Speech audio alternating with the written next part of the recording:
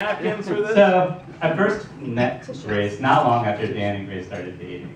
Dad and I flew out to LA to visit Dan, and Dan was all like, I'm really excited for you guys to meet this girl. So Dad and I met Grace for dinner, and we obviously loved her. And we flew back, and that was that. And not long after that, Dan and Grace flew out to New York, where I live. And Dan called ahead and was like, I'm really excited for you to spend some time with Grace. We've been getting pretty serious. Mike, this one's different. And we had a great time in New York. Literally hung out all over Manhattan. Had a blast. And Dan and Grace flew back home. And the next day, Dan called me up and again was like, I'm really glad you had a chance to spend some time with Grace. She's great. Mike, this one's different.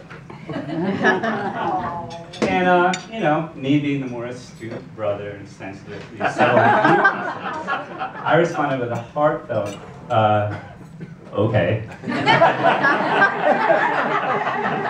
And here we are a year later, and I realized that all of that was Dan's manly way of saying, holy crap, I'm in love. And in brother talk, my response clearly was the equivalent of, oh Dan, I'm so very, very happy for you. This is how brothers communicate.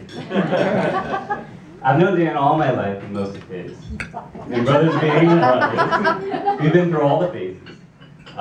Mentor and mentee, aggressive rivals, best of friends.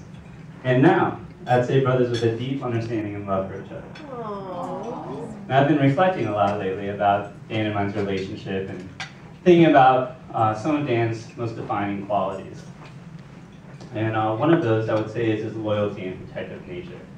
I think it's something I've always admired about you, Dan, and something I've tried to follow myself. Dan would do anything for his friends and family. Well, Dan and I have always busted on each other and teased each other as brothers do. But one memory that stands out for me is from when we were kids. I was 8 and Dan was, I guess, 12 or 13. So this would have been during that aggressive rivals phase. Otherwise, that was the days when they used to beat the crap out of me. And in those days, they actually used to get picked on a lot by the neighborhood bullies and kids. And one day, I was going through my normal routine of sprinting home from the bus stop whilst being chased by 4 or 5 kids.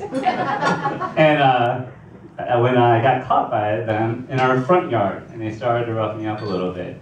And lo and behold, Dan, who had stayed home from school that day, I know you remember this. Dan, who had stayed home from school that day, was literally watching out the front window for this.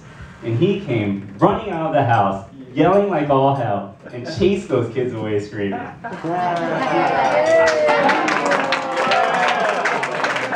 I know that doesn't seem like much, but it stands out and always has as a vivid memory for me. And I think it was then that I realized that despite all the brotherly teasing, Dan would always be there for me.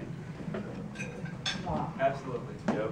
So, another, I think, defining quality of Dan, and I think we'd all agree, is his unique ability to understand people and what they need.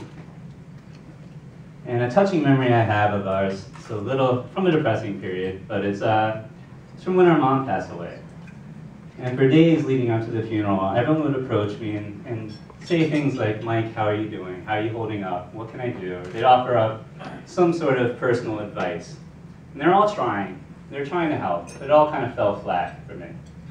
Dan, on the other hand, I remember I was sitting up late on our couch in the living room, and he came over and he sat next to me in silence.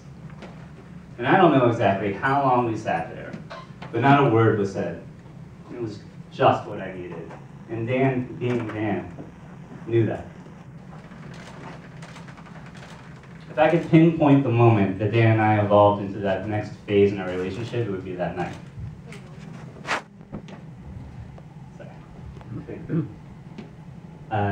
Dan and I have seen each other go through a lot of changes over the years, a lot of life phases, and I think having each other as a constant throughout all of that has really made us grow to appreciate each other even more. When Dan met Grace, he said, this one's different, and I said, okay. But I really think that I understood fairly quickly that Dan was just so excited to meet someone as special as Grace, and he wanted her to stay.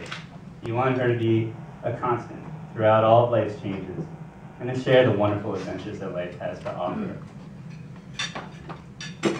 I look around this room and I see people who I've known for their entire lives, or have known me for my whole life. And you know, when you get older, as you get older, you learn to appreciate what that means, and really appreciate how important family is. Grace, I'm so very excited for you to become a member of our family, and to be a constant not just for Dan, but for all of us, and for the generations to come.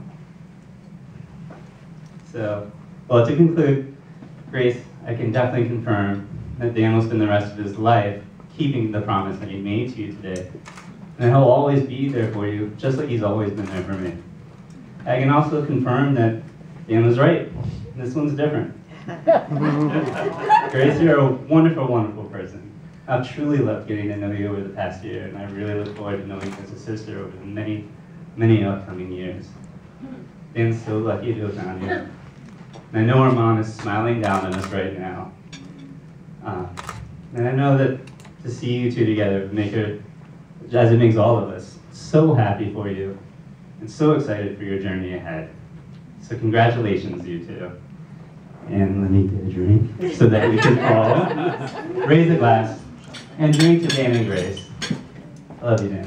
I love you. Here.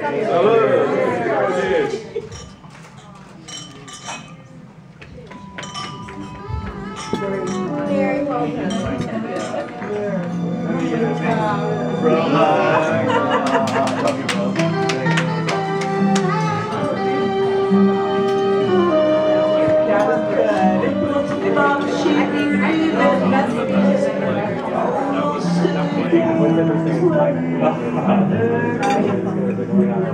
David ever do that for you? No, I don't expect it either.